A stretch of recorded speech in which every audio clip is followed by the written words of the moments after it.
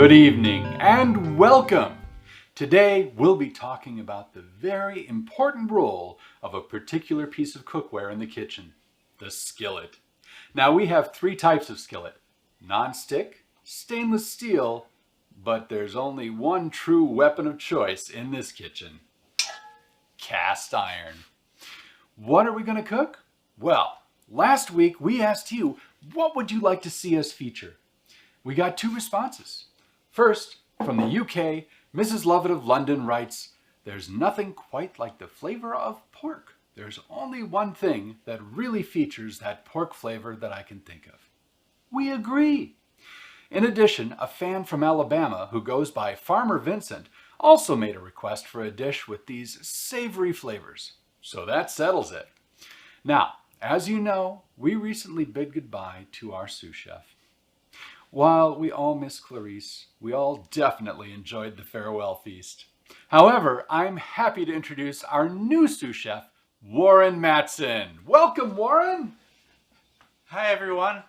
I'm Warren, and I just love having old friends for dinner. That's great. All right. Well, on with the show. We're going to start with, what else? The meat. Here you see some fabulous chops that we're going to pan-sear today. First, we're going to season these sweet cheeks with some olive oil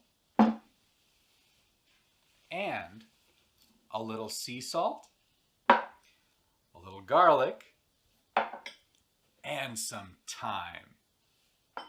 Now, before you begin, it's important to make sure that you've trimmed your chops. To that end, you're going to need, Oh, that is good. You're going to need a sharp knife, but let's move on. So first, we'll drizzle some olive oil. Oh, that's lovely. Then, roll the cuts in some sea salt. You know, this is part of how human remains were preserved for mummification, which is something we'll come back to in a future episode on making jerky. Next, some crushed garlic. Oh, there we go. And then just sprinkle it with a little thyme. There's never enough thyme. Life is fleeting. Whoa, that got dark. Well, so, there goes Warren cutting between me and camera. We understand, don't we, folks? It's his first day. Anyway, so these calves. Oh, did I say calves? No, this is not beef, that's for sure. These special cuts are ready to go right into our cast iron skillet, which is already very hot. There we go.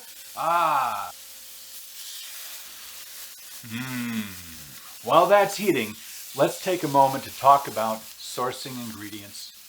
You know it, I know it, nothing beats fresh.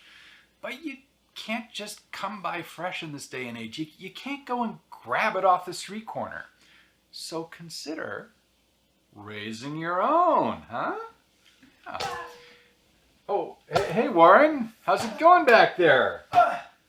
Not quite finished. There. Well done. So, as our new sous chef, what kind of sauce do you think would go with this dish today?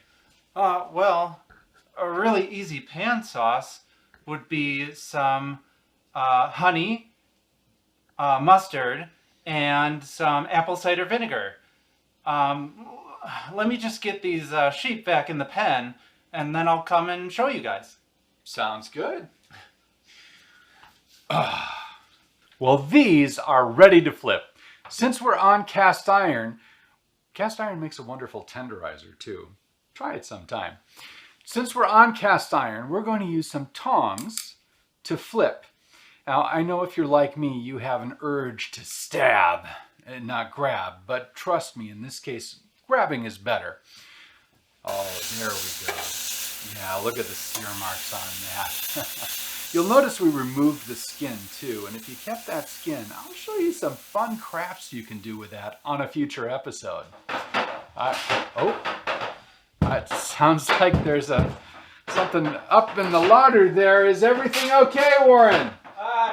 They're out. They're getting out. Whoa. Whoa. You're a very bad man! Ooh. I'm not a bad man.